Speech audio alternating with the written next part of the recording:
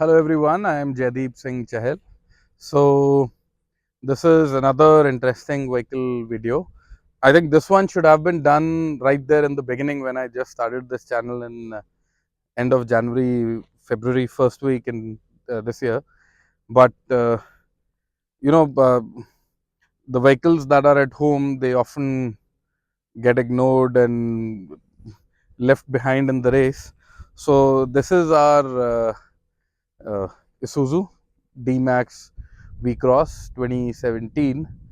Uh, this is what a completed project looks like. We've reached the end of the line with this one, still with one rear diff locker pending.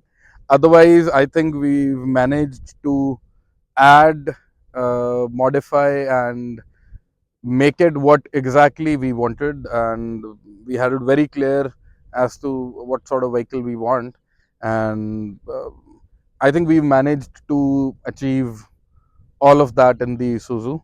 There's a long list of modifications. We can start from one side. We've got a This is a plastic, not a fiber, but this is a plastic snorkel. This is a Safari replica. This is not an original Safari, but this is a Safari snorkel replica. Uh, we've got the trusted BFGs back from when BFGs used to, you know, cost uh, not insane prices. So this is a 265 75 16. They are on method 106 wheels. These are forged wheels with the street lock lip, and these tires, they've done close to 55,000 kilometers, a lot of trips, lots of towing. I had 5 tires, they've been rotated regularly, and they've got decent life left. They've never had an issue until they never had a flat tire. So no issues with that.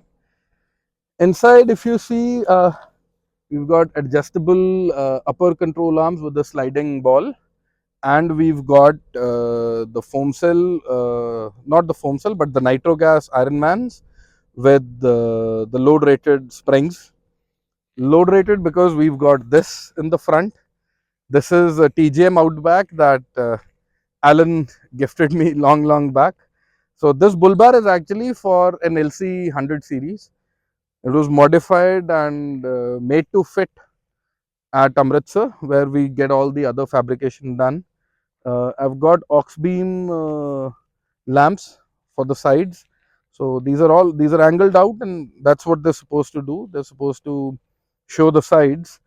This is a big and a massive bull bar. This weighs almost close to twice the weight of your regular bull bars, which are close to 55-60 kgs. So this is a very heavy bull bar sitting at around 97 kgs when we last measured. Uh, it's got towing points for shackles. We've got the farm jack supports, and I've got a pair of Hella Comet 450s. These are the nice retro yellow ones for fog. I still feel nothing works better than halogens in fog. We've got again halogen Light Force Striker 240s.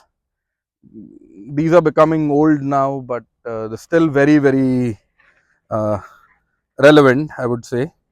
Very good throw. If you've set the focus right, they'll work wonderful. And we have the new LED aux beam light bar. This was added in the end. This is the most recent addition. I still have my rugged ridge mounts, the clamp type that will fit this. Those are yet to go on, but this works wonders. So the striker is it's a focused light, so it's got the long throw. These are only for the lower area next to your surface of the road. This is for the side. I had practically nothing which could spread. So this I encountered while on one of my trips to Manali. I was towing, and I used to prefer traveling in the night through the Lake Prashar road, if you might know. So there, what I realized was, in the tight turns, the headlamp any which ways is inadequate. Even though I've upgraded the LEDs and all, but still was inadequate. There was nothing that was covering everything. So every tight turn, my lamps were going in the front, and the inner side, that is the road, that used to be dark. So this I then I purchased this one. Not the most powerful light bar out there, but it has a beautiful spread and the tone is very nice, and it is very affordable. These light bars can be Baha, Rigid and others, KC, LED, that's another brand. Those can be stupidly crazy expensive. So this is an affordable option. If any one of you gets the option or gets the opportunity of buying an Oxbeam LED product, these are good reliable products and not very expensive. They it won't really break the bank. So this solved the purpose wonderfully. Beautiful spread, not a lot of range, but it illuminates very well. After that, we've got the 13500 synthetic rope winch. That's the upgraded Vaughan Fairlead. That's the positive stop. The shackle and hook, these are both from the Vaughan Epic series. These are the forged ones. Uh, Pretty good quality. This is like an upgrade to your stock Vaughan equipment. We've got the bug deflector. I have a thing for these. They, to me, it really makes the vehicle look nice, other than deflecting bugs and keeping the windscreen clean. So I really like these. We've got the antenna. This is again for the President CB radio. I'm using a Bill 3 unit. It's the smallest and the latest one. So I'll show you that as well. Uh, Coming to the side, these are genuine Isuzu, part of the genuine Isuzu accessory, the rain deflectors. Very good quality. And these we made in 2017 itself. This is the side step or the rock slider. As you can see from the wear, they've really been doing the job. And it, so you can see one upper pipe, and this lower one is the main thing. This actually sits slightly below my transfer case and the ladder frame as well. So if you're going over rocks or anything, this is what is going to hit. So that really saves the underbody. The rails come as standard, and we've added the cycle carriers and the crossbars to accommodate a cycle carrier. These are by Thule. And other than that, coming to the rear, we've got certain upgrades that the previous video was done quite a long time back. So at that time I was using a pin type bitter hook. Now I've upgraded to an 8-ton rated height adjustable 2-inch receiver.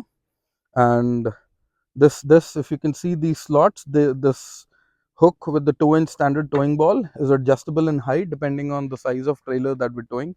So we've got two sized trailers. One is the small one that I'd covered in one of Abhinav's videos, and the bigger one is for, it's a double axle trailer, almost 21 feet long, and that is what we use to tow the Polaris RZR and the Sportsman. So that is there, so we can adjust the height accordingly. This interesting looking thing, this is the 7-point connector. So it opens like that. In the previous video I had mentioned that I'll be adding one soon. So this is that thing. This comes as standard fitment on your tractors.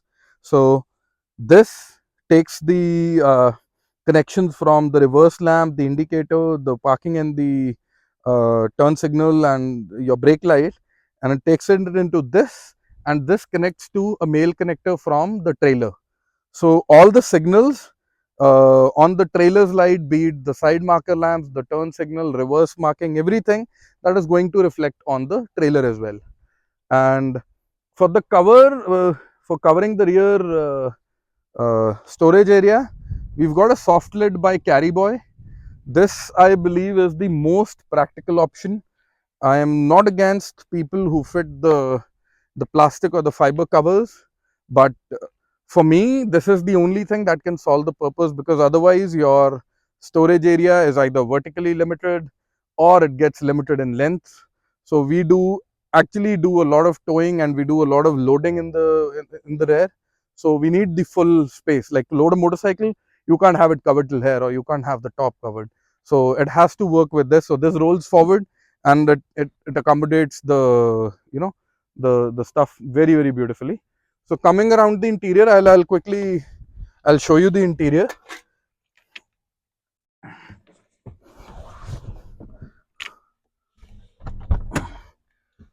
So we've got some upgrades in the interior over the past few months or years, I would say.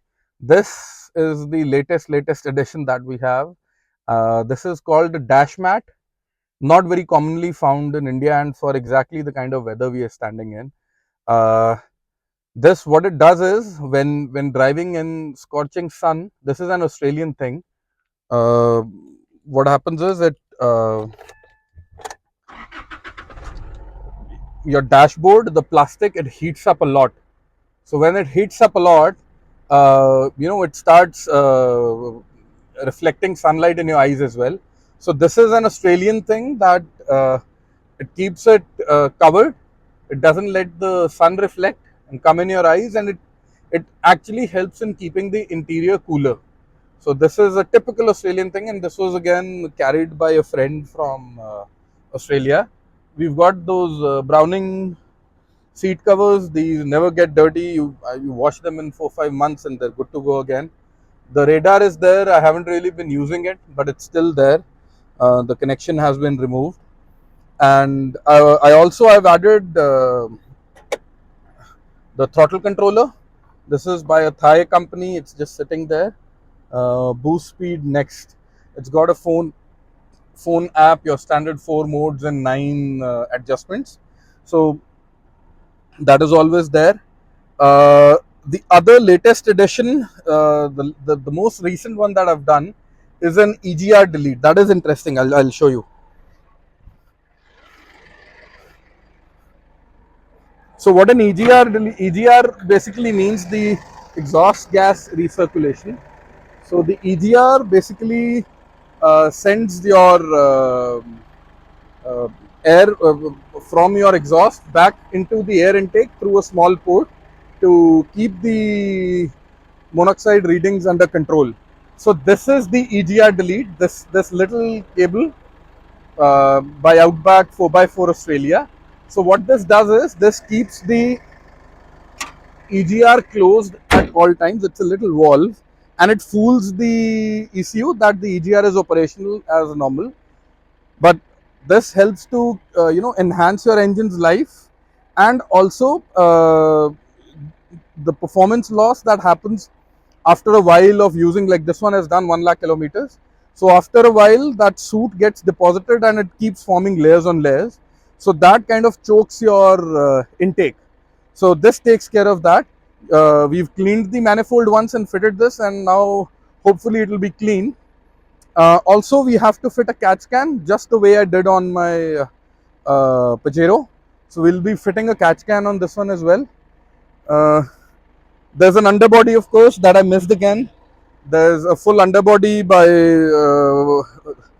Metal House. That's a Blue Garage brand. 3 mm thick MS powder coated, works very well. It's been bashed and it's been bent, but no issues.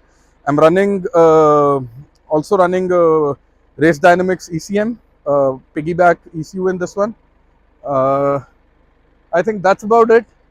I'm pretty sure still missed a couple of things, but this has been the most satisfying and the one build that is the closest to my heart, because when we bought it, this was an accidental vehicle. The front right was damaged.